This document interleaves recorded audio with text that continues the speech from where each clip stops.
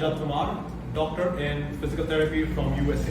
To train in manual therapy in an evidence-based and an ethical way through our courses, lectures, manual therapy program done by our American experts. All the fellows and the doctors train people all over the globe in manual therapy in an evidence-based and an ethical way.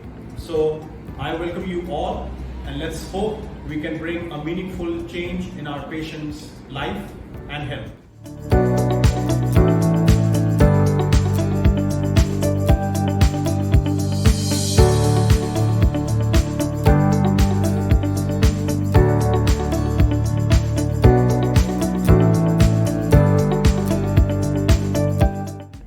The course objectives will include the differential diagnosis, the nomenclature, the biomechanics, arthrokinematics, the unilateral dysfunctions and the torsions.